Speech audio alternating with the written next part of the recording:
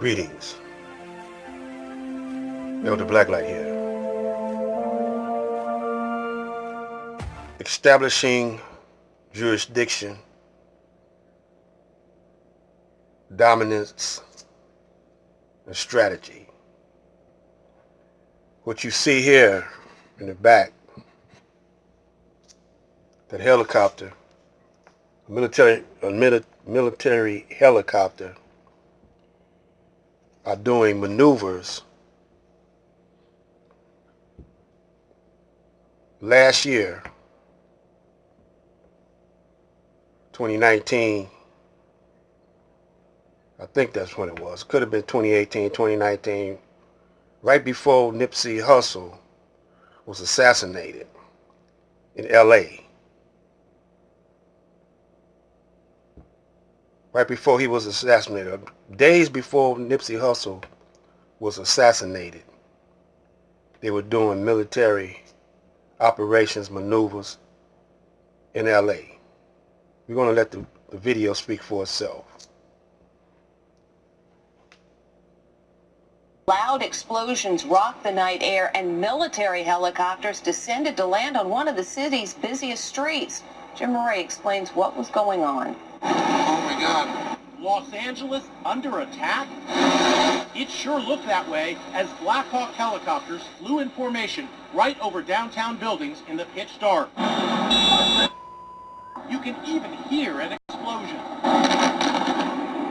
Choppers landed smack in the middle of Wilshire Boulevard. Soldiers could be seen running to climb on board in this video shot by a guy out his apartment window. This is Wilshire Boulevard, one of LA's busiest and most famous streets, where people were left in a panic wondering what the heck was going on around 9 o'clock Monday night. It sure sounded like an attack, but it turns out it was just a drill. Social media erupted. This did not look like a drill at all, went one tweet.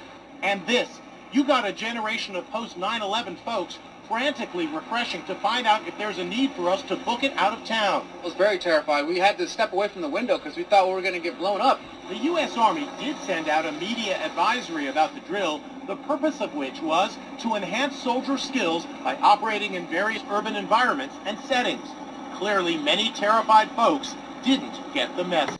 On Sunday at about 3:20 in the afternoon, Nipsey with two other males were standing in front of his store, as it has been reported, that Mr. Holder walked up on multiple occasions and engaged in a conversation with Nipsey and the others that were there. He left and then came back and subsequently came back armed with a handgun and purposely and repeatedly fired, striking and killing Nipsey Hussle, as well as striking and injuring the other two. One requiring them to be hospitalized or transported to a nearby hospital, the other suffering a wound but was treated at scene. Mr. Holder, we have identified him through, at this point, the available video evidence, statements, and information that we're getting from our community. And I cannot thank enough that the community is the one who is helping us solve this case. As in every case, it is the community's engagement that makes our lives safer, that provides justice for these victims and their families. Mr. Holder entered the passenger side of a 2016 Chevy Cruze. It's a white four-door vehicle. Its license plate is 7 Robert John David, that's RJD 742. And the vehicle was driven by an unidentified woman. That vehicle was located in the alley adjacent to that mini mall strip center where it fled from the scene. We have, as the mayor indicated, we continue to seek the public's help and assistance twofold.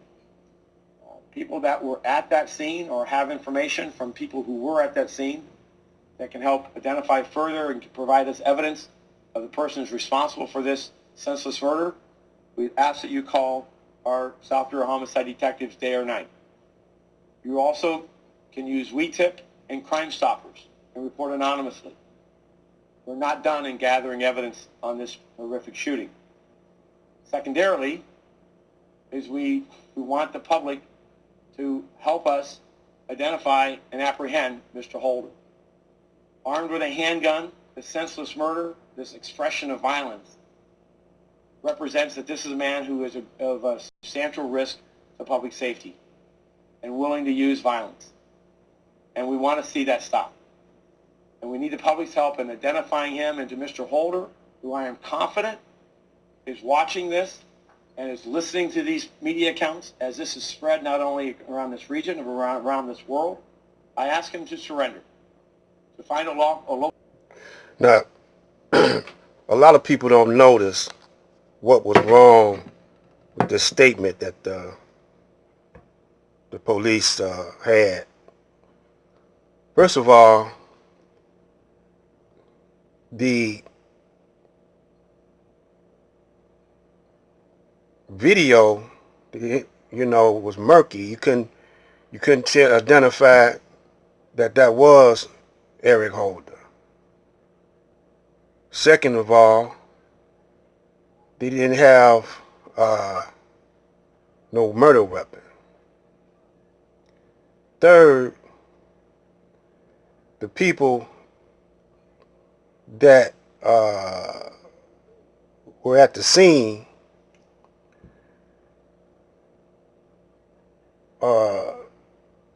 all of that was murky.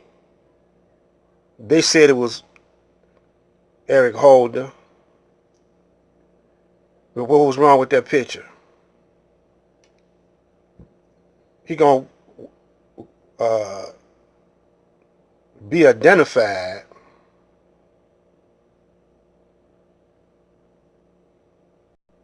broad daylight by all these people that's watching, because he was jealous or he was a snitch. He got so angry, them calling him a snitch, that he didn't care about going to jail for murder. The neighborhood called him a snitch or whatever. He didn't care about that. He just cared. He didn't care about being a murderer, attempted murderer. He just cared about Nipsey calling him a snitch.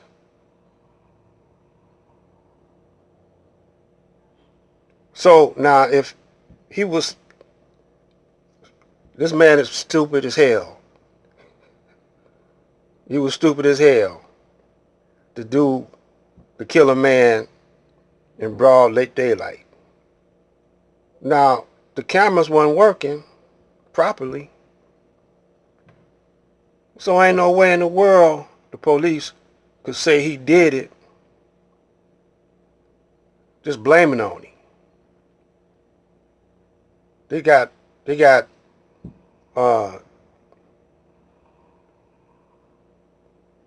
statements from these people. But when you look at the video, the gritty video, the messed up video, the whole scene seemed coordinated, like a movie scene.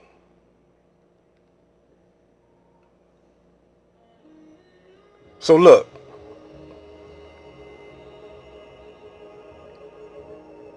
first of all, you had military drills and maneuvers a few days before that happened. Nipsey gets assassinated.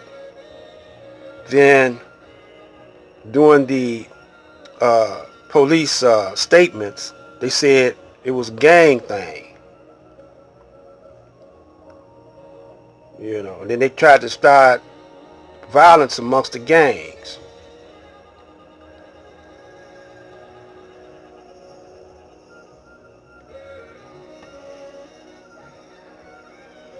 So check this out. Then I'm going to have part 2 of this.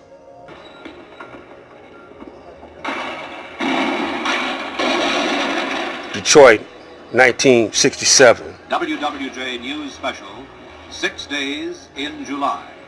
The film record of how WWJ News covered the events. 6 days in July. History.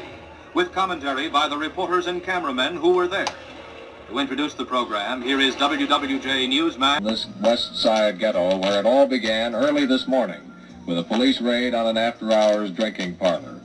There have been some reports of gunfire. Police are under orders not to fire. Rock and bottle throwing took some casualties among firemen. Now, what I'm getting at is martial law with a fascist dictator called Trump.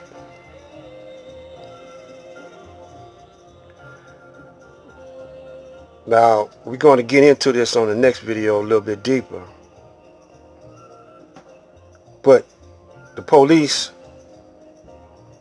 started that riot. But they've been battling the neighborhood for a long time. Just like LA. The LAPD,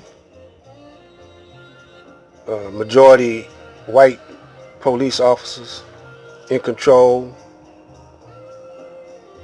establishing jurisdiction and dominating their will upon the black community. The brothers ain't up on this kind of strategy. They're so busy shooting at each other, killing each other, that they can't recognize game when they see it. But in Detroit in 1967, we wasn't into shooting up each other like that. You know, we was more unified. Because that's when the Panthers and the Nation of Islam was establishing themselves. And then you had various other black organizations coming up.